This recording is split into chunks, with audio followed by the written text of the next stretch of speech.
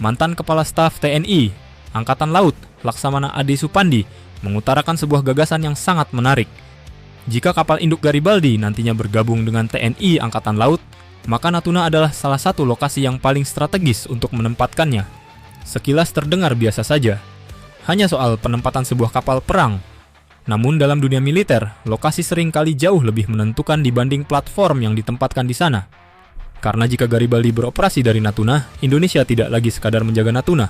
Indonesia sedang menempatkan sebuah carrier strike group tepat di salah satu titik paling strategis di Asia Tenggara. Pertanyaannya sekarang, seberapa jauh jangkauan pengaruh carrier strike group TNI Angkatan Laut dari Natuna?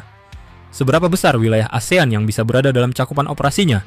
Dan dengan kombinasi helikopter serta drone tempur yang dibawanya, seberapa besar efek gentarnya terhadap pihak-pihak yang selama ini gemar menguji batas kesabaran Indonesia?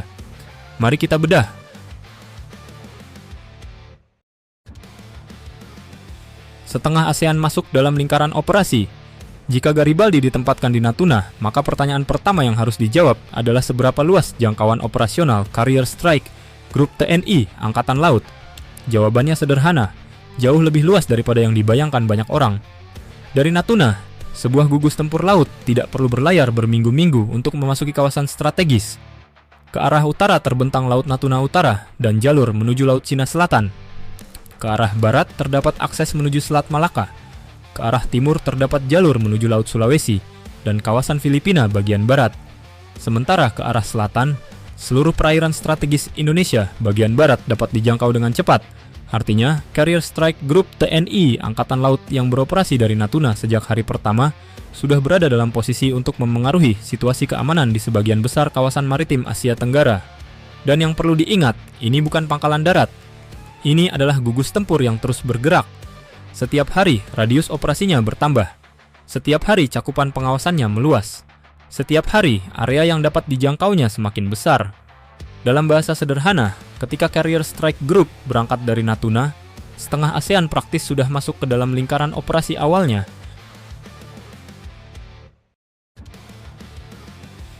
Negara mana saja yang akan merasakannya? Inilah bagian yang menarik. Karena ketika carrier strike group Indonesia mulai beroperasi dari Natuna, dampaknya tidak hanya dirasakan Indonesia. Malaysia akan menjadi salah satu negara pertama yang memperhatikan pergerakannya. Baik Malaysia Barat maupun Malaysia Timur, kemudian Singapura. Karena setiap pergerakan armada besar di kawasan sekitar Selat Malaka akan selalu menjadi perhatian utama mereka. Brunei juga akan merasakan kehadirannya. Begitu pula Vietnam yang selama ini memiliki kepentingan besar di Laut Cina Selatan. Bahkan jika gugus tempur bergerak lebih jauh ke utara, sebagian kawasan maritim Filipina bagian barat juga mulai masuk dalam cakupan operasi. Dengan kata lain, hampir seluruh ASEAN maritim akan mengetahui ketika carrier strike group Indonesia mulai bergerak. Bukan karena mereka merasa terancam, tetapi karena mereka tidak mungkin mengabaikannya. Kapal induk selalu menciptakan efek yang sama. Ketika diam, ia dipantau. Ketika bergerak, ia diperhitungkan. Dan ketika didukung armada pengawal yang lengkap, ia menjadi salah satu simbol kehadiran militer paling nyata di laut.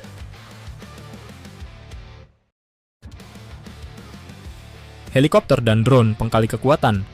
Yang menentukan luas pengaruh sebuah carrier strike group justru adalah air wing yang dibawanya. Dalam skenario Indonesia, kekuatan itu kemungkinan akan bertumpu pada kombinasi helikopter dan drone. Dan jangan remehkan kombinasi ini. Helikopter anti kapal selam dapat memperluas area perburuan ancaman bawah laut jauh dari posisi armada utama.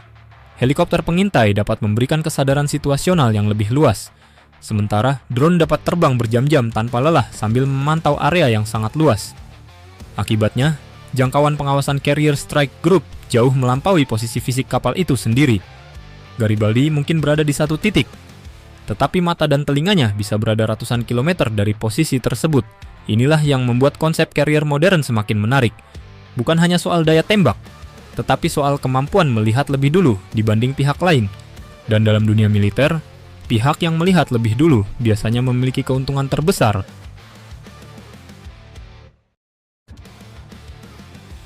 Mengapa tetangga akan berpikir dua kali? Apakah satu carrier strike group mampu mengalahkan seluruh armada ASEAN? Tentu tidak, tetapi itu juga bukan tujuannya. Tujuan utamanya adalah menciptakan efek penggentar. Bayangkan, ada negara yang ingin mengirim armada ke kawasan tertentu.